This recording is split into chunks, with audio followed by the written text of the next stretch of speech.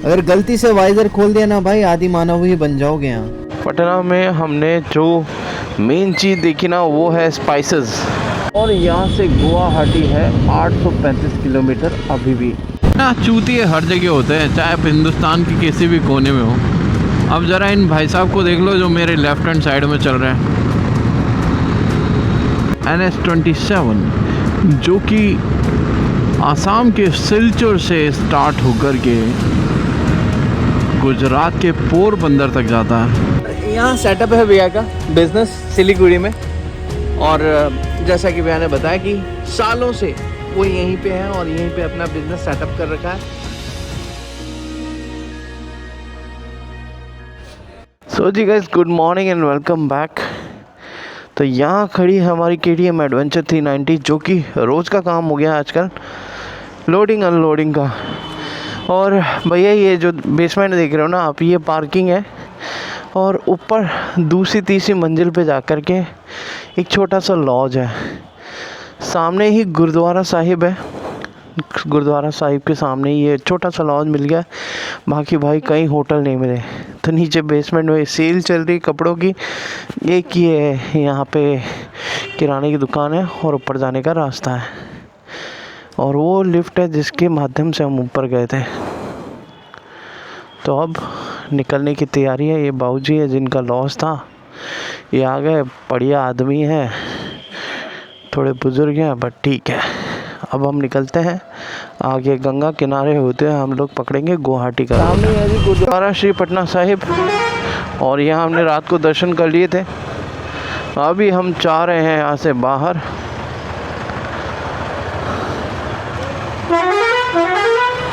यह है कंगन घाट।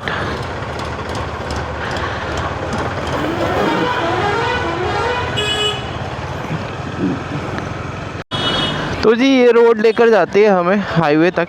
और हाईवे से जाकर के हम दरभंगा वाली रोड पकड़ेंगे। और दरभंगा होते हुए हम लोग पहुंचेंगे आसाम के लिए, गुवाहाटी के लिए।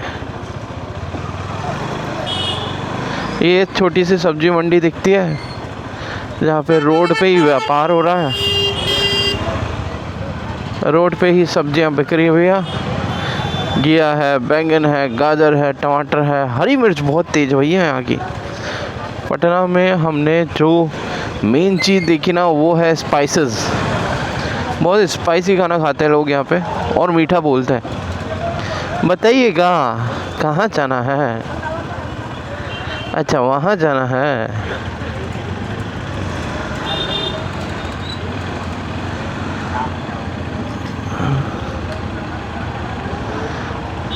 पटना कैपिटल है बिहार की। और कैपिटल होने की वजह से यहाँ पे लोग बहुत हैं। सुबह पहले व्यापार स्टार्ट हो जाता है यहाँ पे।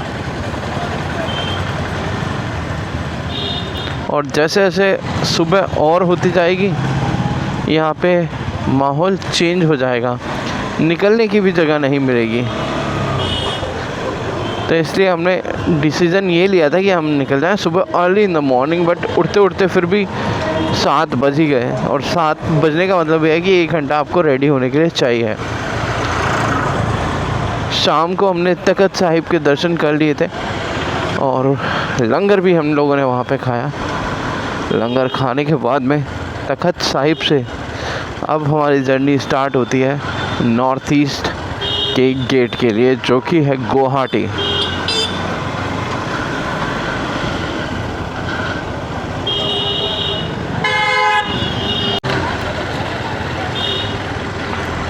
और बिहार के लिए बहुत सारी भ्रांतियाँ हैं कि लोग ऐसे हैं, यहाँ पे गुंडई ज़्यादा है, ये है वो है। बट अच्छे लोग भी बहुत हैं भाई। अभी तक तो हम जिससे मिले हैं वो सब बढ़िया लोग, सब हेल्पफुल नेचर वाले, डाउन टू अर्थ।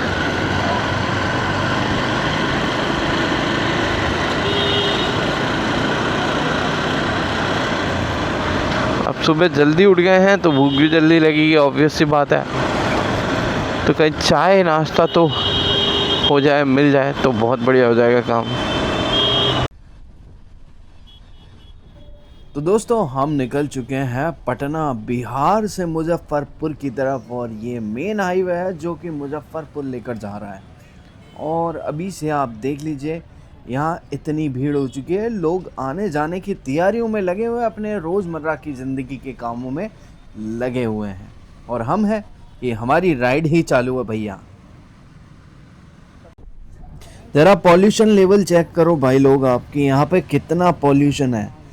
एक तो इतना ज़्यादा यहाँ पे काम चालू है। कल भी हम जब पटना में एंटर हुए तो हर जगह ओवरब्रिज, डाइवर्जन और दुनिया भर का कंस्ट्रक्शन का काम चालू था पटना डेवलपमेंट अथॉरिटी के द्वारा। और अभी तो यहाँ ये हाल है, सुबह पहले तो दिन तक आते आते यहाँ हाल बुरे हो जाएंगे। और आगे जो हैवी व्हीकल चल रहे हैं भैया, वो मुंह पे इतनी मिट्टी फेंकते हुए चल रहे हैं कि हम तो पूरे डस्ट में हो चुके हैं भैया। और यहाँ आने के बाद ये तो चेक हो गया कि यहाँ पे ज़िंदगी बहुत इजी नहीं है। पटना, बिहार, मुजफ्फरपुर, कहीं पे भी आप जाइए, बिहार में कहीं भी आप घुस जाइए, पॉल्यूशन लेवल आपको इतना ही मिलना है। और यहाँ नियमों की तो धज्जियाँ ऐसे उड़ाते हैं लोग कि बस पूछिए मत।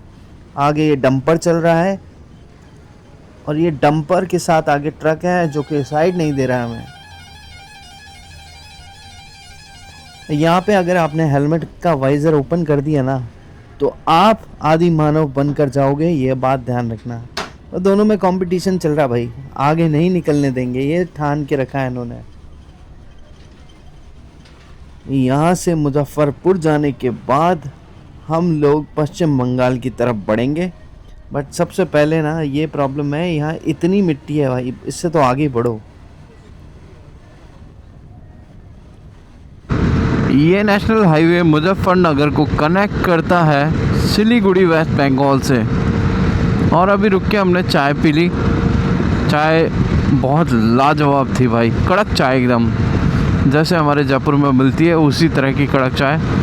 और दार्जिलिंग पास होने का फ़ायदा वेस्ट बंगाल और बिहार के लोगों तो बहुत मिलता है, क्योंकि चाय यहाँ बहुत बढ़िया क्वालिटी की आती है।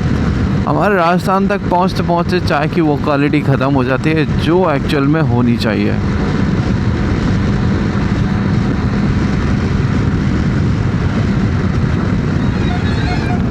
सुबह के लगभग 10 बजने वाले हैं और हमारी मंजिल अभी बहुत दूर है। और यहाँ पे रात भी जल्दी होती है, तो अब से हमें हमारी जर्नी सुबह जल्दी स्टार्ट करनी पड़ेगी। तो भैया इंडिया का तुर्की, ये है इंडिया का तुर्की। हाँ मैं खड़ा हूँ अभी। एक ही नाम के कितने पर्यायवाची हैं और इतने नाम के कितने लोग हैं, कितनी जगह हैं। तो भी गाइस अभी जस्ट मैंने दरभंगा क्रॉस किया है और यहाँ से गुवाहाटी है 835 किलोमीटर अभी भी। ये जस्ट अभी पहला बोर्ड आया है गुवाहाटी का, और इसके बाद हमें जाना है सीधे गुवाहाटी के लिए। हालांकि मंजिल दूर है और अभी दिन के बज चुके हैं 12 और सिलचर है 1161 किलोमीटर। जर्नी बहुत लंबी है, बहुत मज़ा आएगा, बहुत फन होंगे, बहुत सारी नई जगह मिलेगी, बहुत सारा नया एडवेंचर होगा। तो बने रहिए वीडियो में, मज़ा बहुत आएगा। तो जी गाइस अभी जहाँ मैं चल रहा हूँ जगह का नाम है कोशी। और इस जगह का नाम कोशी क्यों पड़ा, उसका सिंपल सा रीज़न ये है कि यहाँ पे कोशी नदी बहती है। कोशी नदी के नाम पे ही इस जगह का नाम पड़ा है। और दूसरा भाई यहाँ पे भयंकर गर्मी हो रही है। दिसंबर का लास्ट चल रहा है, दिसंबर मंथ का, और यहाँ तो भाई गर्मी हो रही है, मेरी हालत ख़राब हो गई गर्मी से। जितने भी विंड शीटर्स थे मैंने खोल खाल के डाल दिए अंदर। अभी नॉर्मल राइडिंग जैकेट में आ गया हूँ मैं भाई, बहुत गर्मी हो रही है। सिलीगुड़ी है यहाँ से 297 किलोमीटर्स, मतलब कि 300 किलोमीटर अभी हमें आज की राइड और करनी है। उसके बाद हम सिलीगुड़ी पहुँच जाएंगे। और सबसे पहले मुझे कुछ खाने को खाना है। पता है सबसे बड़ी प्रॉब्लम क्या है? बिहार के इस बेल्ट में मधुबनी, दरभंगा और भी जो भी नाम है मेरे को याद नहीं आ रहे, इस जगह खाने को ना बहुत कम, इधर खाने को ना बहुत प्रॉब्लम है भाई। हमारे जैसे वेजिटेरियन के लिए ऑप्शंस ही नहीं मिलते और कोई भी ढंग का ढाबा है ही नहीं। सब छोटे भी क्या बोलूँ मैं आपको, टीन शेड डाल करके लोगों ने ढाबे खोल रखे हैं। साफ़ सफाई की कोई व्यवस्था नहीं है, पीने का पानी भी ऐसा है कि पूछो मत। तो हाइजीन तो बिल्कुल जीरो है इधर, हाइजीन का तो कोई मतलब ही नहीं है, हाइजीन का बनता ही नहीं इधर। दूसरा, वेजिटेरियन ऑप्शंस लिमिटेड है और भूख के मारे हालत ख़राब हो रही है। मैं क्या बताऊं, मैं चाह रहा हूं कि आज सरस्वती विराजमान हो जाए मेरे मुंह में और मैं बोलूं कि भैया कुछ खाने को ढंग का मिल जाए और मिल जाए, क्योंकि एट द एंड आपको एनर्जी खाने से ही मिलती है। टाइम पे खाना नहीं खाया आपने तो राइडिंग करना बेकार है फिर आपका। जिस हाईवे पे मैं अभी चल रहा हूँ वह है national highway 27, as you can see that. और ये हिंदुस्तान के सबसे बड़े हाईवेज़ में से एक है, मतलब कि ये सेकंड नंबर का इंडिया का सबसे बड़ा हाईवे है। सबसे बड़ा हाईवे जो है वो है नेशनल हाईवे 44, जो कि कश्मीर से कन्याकुमारी को जोड़ता है। और दूसरा ये NH27, जो कि आसाम के सिलचर से स्टार्ट होकर के गुजरात के पोरबंदर तक जाता है। और एक तरह से ये कोस्टल, आप समझते हैं कोस्टल क्या होता है, क्योंकि एक बंदरगाह से दूसरे बंदरगाह को जोड़ता है। ये कोस्टल हाईवे है जो कि अभी जैसा मैंने बताया कि असम के सिलचर से स्टार्ट होके गुजरात के पोरबंदर तक जाता है। लगभग 3300 किलोमीटर का ये नेशनल हाईवे है और ट्रकों का यहाँ पे राज है। सिलीगुड़ी है 291 किलोमीटर्स, मतलब कि 300 किलोमीटर्स अप्रॉक्स अभी और चलना है। एक बार हम नज़र मार लेते हैं हमारी ट्रिप मीटर पे, तो पिछले 3 दिन में हमने 1644.5 किलोमीटर किया है।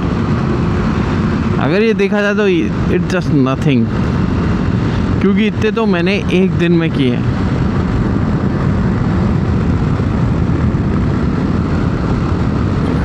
बट ठीक है, आपको कंडीशंस के हिसाब से राइड करनी चाहिए हमेशा। हर जगह एक जैसे रोड नहीं होते, हर जगह एक जैसी वेदर कंडीशन नहीं होती और हर जगह एक जैसे लोग नहीं होते।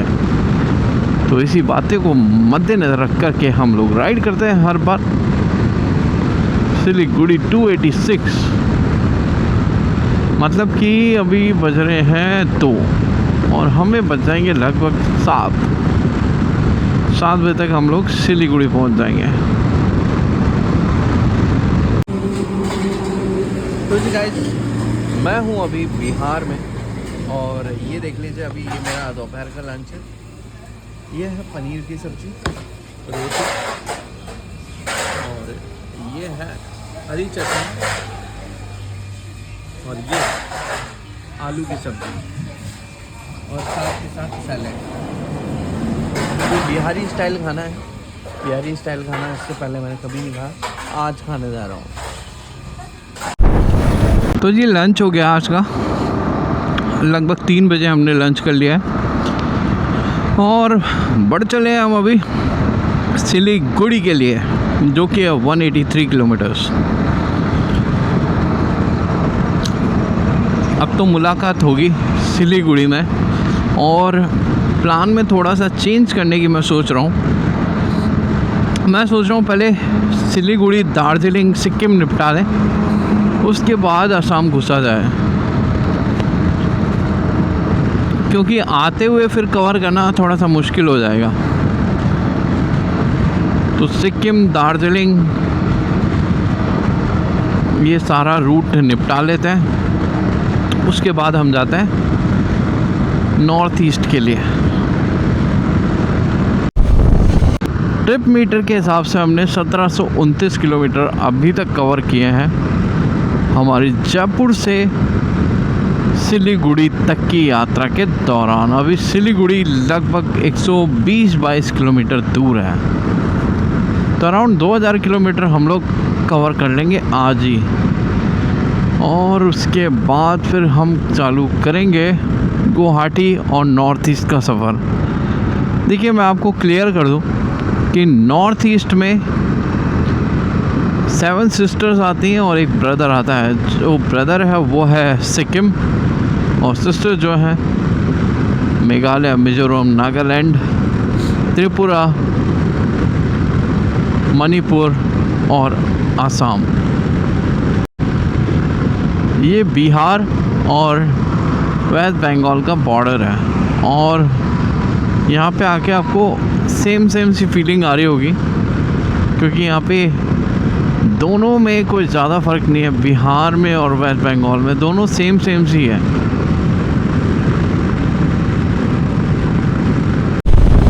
ना चूतिए हर जगह होते हैं, चाहे आप हिंदुस्तान के किसी भी कोने में हो। अब ज़रा इन भाई साहब को देख लो जो मेरे लेफ्ट हैंड साइड में चल रहे हैं। शादी का कोट पहन के महाराज निकले हैं राइडिंग करने, चप्पलें पहन रखी है, हवा में कोट उड़ता हुआ जा रहा है, लाल कलर का हेलमेट है, और कोई मतलब नहीं है इनको। बोले हटा सावन की घटा, खाज खुजा बत्ती बुझा और जाके सो जा।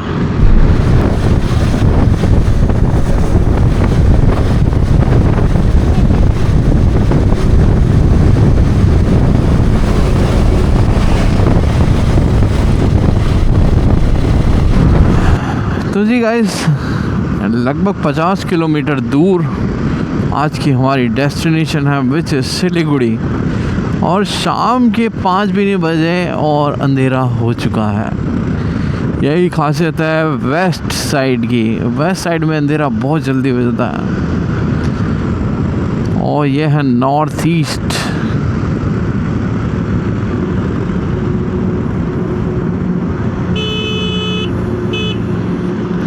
आबादी इतनी नहीं है, रोड्स बहुत खुले रोड हैं, वाइब बहुत अच्छी है, कंट्री साइड व्यू है,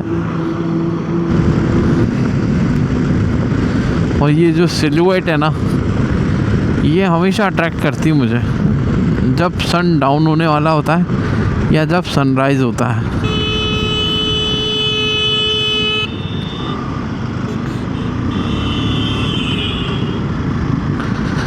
दोनों टाइम पे बहुत मज़ा आता है।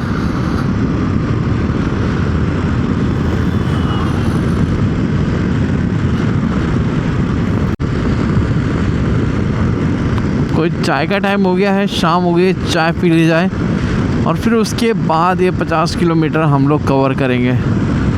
तो अभी कहीं चाय के लिए रोकते हैं, चाय की चुस्की का आनंद लेते हैं, और लास्ट के 50 किलोमीटर को कंप्लीट करके सिलीगुड़ी पहुंचकर अपना होटल देखते हैं।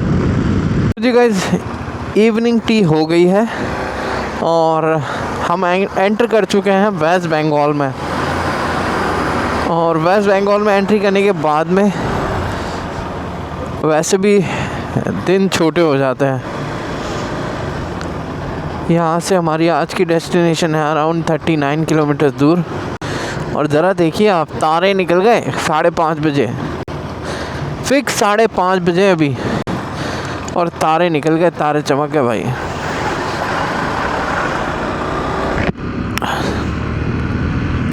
तो जैसे कि मैंने आप लोगों को प्लान पहले ही बता दिया, अब हम पहले कवर करने वाले हैं सिक्किम, गैंगटॉक और दार्जिलिंग।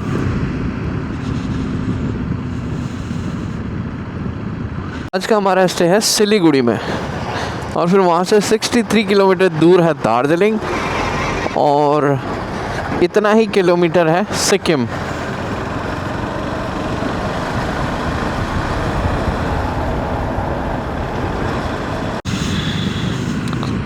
जब भी किसी स्टेट की सीमा समाप्त होती है और नई की चालू होती है, तो पता नहीं हाईवेज को क्या हो जाता है, बड़े बड़े गड्ढे हाईवे पे दिखने चालू हो जाते हैं।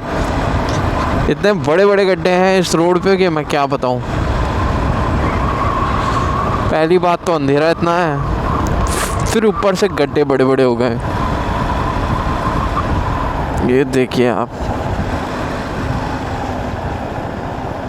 ब्रेकिंग पे जिंदा है अभी तो।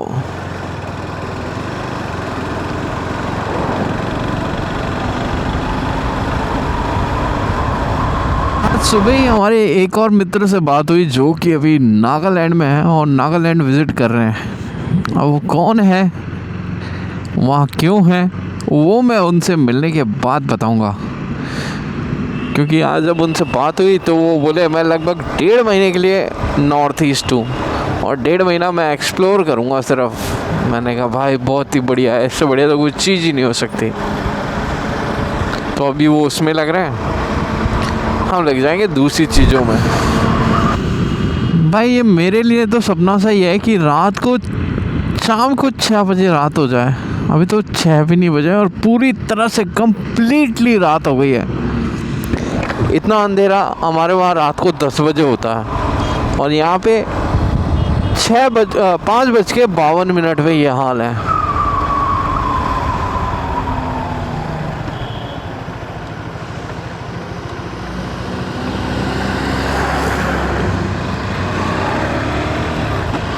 ये रास्ता स्ट्रेट निकल जाएगा जलपाईगुड़ी और हम लेंगे लेफ़्ट, जो कि जाएगा बागडोगरा और फिर जाएगा सिलीगुड़ी। तो जलपाईगुड़ी जाने का हमारा कोई मोटिव नहीं है, हम जा रहे हैं स्ट्रेट सिलीगुड़ी के लिए। ये अंदर वाला रास्ता बहुत ही ज़्यादा कंजेस्टेड था। मेन मार्केट के बीच में से रास्ता था जिसमें से ट्रक्स भी जा रहे थे, सामने से भी ट्रैफिक आ रहा था, हम भी जा रहे थे। अब ये थोड़ा सा बढ़िया हाईवे मिल गया है यहाँ पे, गुवाहाटी दार्जिलिंग जलपाईगुड़ी NH 31। तो ये है नेशनल हाईवे 31। आप सोच रहे होंगे NH 27 से हम NH 31 कैसे आ गए। तो मैं आप लोगों का कन्फ्यूज़न दूर कर दूं कि ये है नेशनल हाईवे 27 ही, बट कई जगह बहुत सारे हाईवेज़ एक दूसरे से आके मिल जाते हैं और जो वहाँ का लोकल हाईवे होता है वो उसके नाम से कहलाता है। फिर अब जैसे यहाँ का लोकल हाईवे होगा NH 31, वो आकर के यहाँ मिल गया NH 27 पे। लगभग 12 किलोमीटर हम लोग दूर हैं अभी हमारी डेस्टिनेशन से और रोड भाई A क्लास मिल चुकी है। जैसा कि मैंने अभी आप लोगों को बताया इस रोड के बारे में, वैसी ही ये रोड डिज़र्व भी करती है। मतलब दोनों तरफ क्या व्यू है, ऊंचे ऊंचे घने पहाड़। मुझे नहीं पता कि आप लोगों को अभी विजिबिलिटी कैसी दिख रही होगी, बट मैं जो देख पा रहा हूँ उसके हिसाब से तो भाई बहुत खूबसूरत रात मुझे भी दिख रही है अभी। ये देखिए ज़रा रिफ्लेक्टर्स कितने अच्छे तरीके से यूज़ किए गए हैं और मुझे लगता है कि सबको इंस्पिरेशन लेनी चाहिए। इन रिफ्लेक्टर्स को हर स्टेट को मैंडेटरी रूप से यूज़ करना चाहिए और जब इस तरह की रोड्स हो ना तो वो तो बहुत ज़रूरी हो जाता है।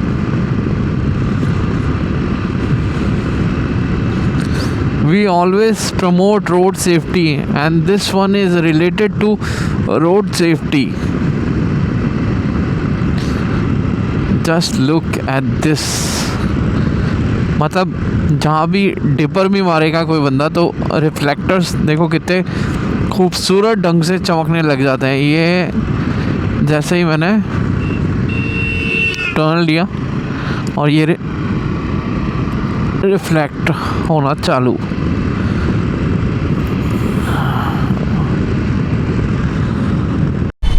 ये है जी Bagdogra city of West Bengal और सही बताऊँ तो बहुत सैकड़ों किलोमीटर के बाद हमें एक बड़ी सिटी देखने को मिली है। बागडोगरा सिटी बहुत बड़ी लग रही है, मार्केट बहुत बड़ा है और तरह तरह की शॉप्स हैं यहाँ पे, स्टोर्स हैं, ज्वेलरी शोरूम्स हैं, सब कुछ है। और यही रोड हमें लेकर जा रही है सिलीगुड़ी। और सिलीगुड़ी से आगे जा कर के हम एंटर करेंगे बाद में नॉर्थ ईस्ट के लिए।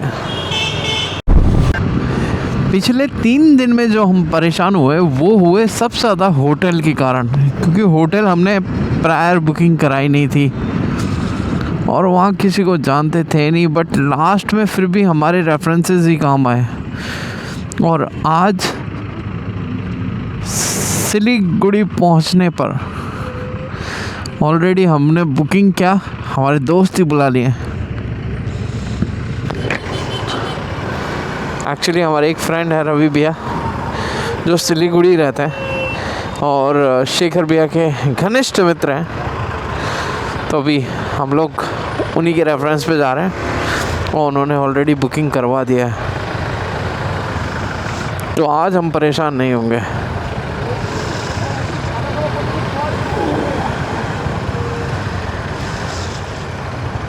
भाई सब कुछ बढ़िया चल रहा था। अब अगर सब कुछ बढ़िया चले तो फिर वो कहानी नहीं बनती ना। तो कहानी ये हुई कि बागडोगरा से हम निकल चुके थे। बागडोगरा से सिलीगुड़ी है लगभग 8 किलोमीटर और भयंकर जाम हो रहा है भाई। और दूसरी बात कि मेरा लो फ्यूल इंडिकेशन बहुत देर पहले आ गया था, मैंने ध्यान दिया नहीं। अभी देखा तो 10 किलोमीटर की रेंज बची हुई है। अब कहानी में ट्विस्ट ये है कि जहाँ हमें जाना है वो भी 7 किलोमीटर दूर है और फ्यूल रेंज है मात्र 10 किलोमीटर की।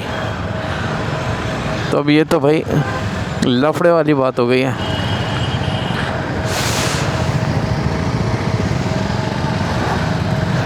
क्योंकि इतना फ्यूल तो अपना इसमें ही लग जाएगा।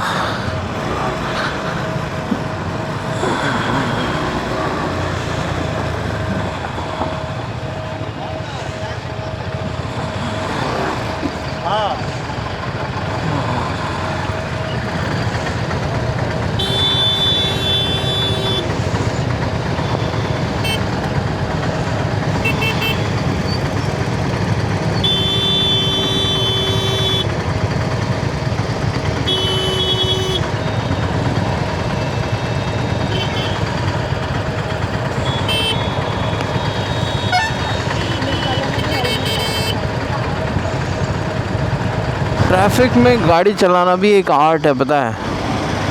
बहुत से लोगों को ट्रैफिक में गाड़ी चलाना ही नहीं आता है और ट्रैफिक में चला चला के हालत ख़राब होना भी एक आर्ट है। टांगों की बैंड बज चुकी है क्योंकि गाड़ी में ऑलरेडी वज़न बहुत सारा हो गया है और उसको टैकल करना, क्योंकि कई बार रोड से नीचे उतर जाती है गाड़ी, फिर उसको ऊपर बैलेंस करना क्योंकि वज़न भी है, बहुत मुश्किल हो जाता है। और लोगों का बस चले तो वो सीधे चढ़ा दे गाड़ी।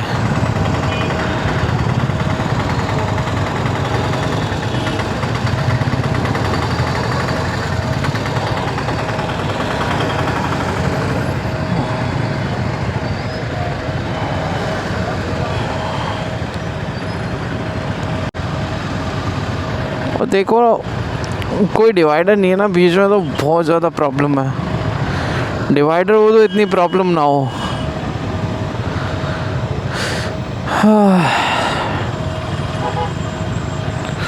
क्या मुसीबत है भाई।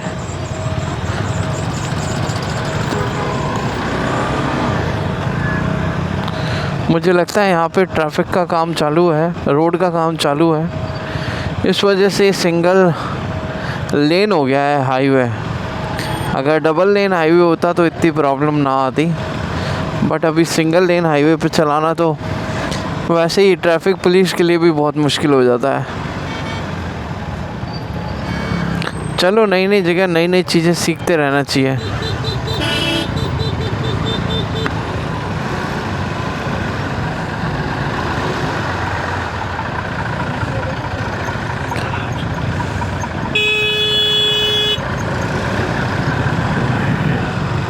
ए साला बोका चोदा।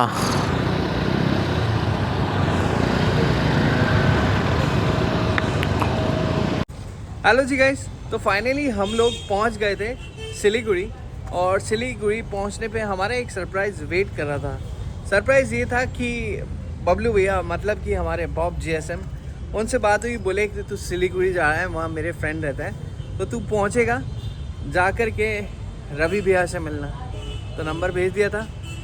रवि भैया हमारे सामने पीछे खड़े, और ये भी बिलोंग करते हैं हमारे राजस्थान से, और सामने जिया जी हैं इनके, अभिषेक जी, और दोनों से मैं मिल लिया हूँ, और दोनों का नेचर प्योर राजस्थान वाइब वाला।